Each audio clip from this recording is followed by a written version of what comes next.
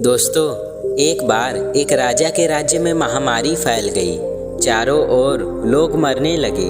राजा ने इसे रोकने के लिए बहुत सारे उपाय करवाए, मगर कुछ असर न हुआ और लोग मरते ही रहे। तो दुखी राजा ईश्वर से प्रार्थना करने लगा। तभी अचानक आकाशवाणी हुई। आसमान से आवाज़ आई कि हे राजा, तुम्हारी राजधानी के बीचों बीच जो पुराना सूखा सा कुआं है, अगर अमावस्या की रात को राज्य के प्रत्येक घर से एक एक बाल्टी दूध उस कुएं में डाल दिया जाए तो अगली ही सुबह ये महामारी समाप्त हो जाएगी और लोगों का मरना बंद हो जाएगा। तो राजा ये बात सुनकर खुश हुआ और अपने राज्य में लौट गया। और राजा ने तुरंत ही पूरे राज्य में यह घोषणा करवा दी कि महामारी से बचने के लिए अमावस्या की रात को हर घर से कुएं में एक एक बाल्टी दूध डालना अनिवार्य है।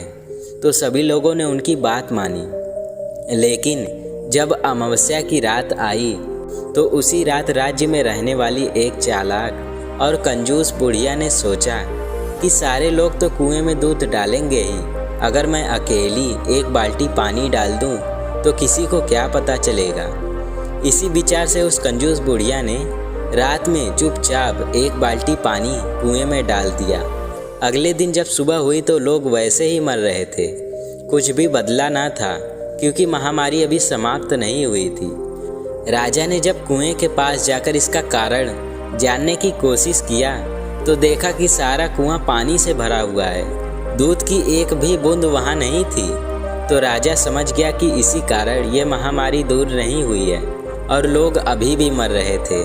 तो दरअसल ऐसा इसलिए हुआ क्योंकि जो विचार उस बुढ़िया के मन में आया था वही विचार पूरे राज्य के लोगों के मन में भी आया था, और किसी ने भी कुएं में दूध नहीं डाला और उस कुएं में एक भी बाल्टी दूध न डाले जाने की वजह से महामारी ठीक नहीं हुई। तो दोस्तों, जैसे इस कहानी में हुआ वैसे ही हमारे जीवन में भी होता है। जब भी कोई ऐसा काम आता है जिसे बहुत सारे लोगों को मिलकर करना होता है तो अक्सर हम अपनी जिम्मेदारियों से यह सोचकर पीछे हट जाते हैं कि कोई ना कोई तो कर ही देगा, और हमारी इसी सोच की वजह से स्थितियां वैसी की वैसी ही बनी रहती हैं। अगर हम दूसरों की परवाह किए बिना अपने हिस्से की जिम्मेदारी निभाने लग जाएं, तो पूरे देश में ऐसा बदलाव ला सकते हैं जिसकी आज हमें ज़रूरत है।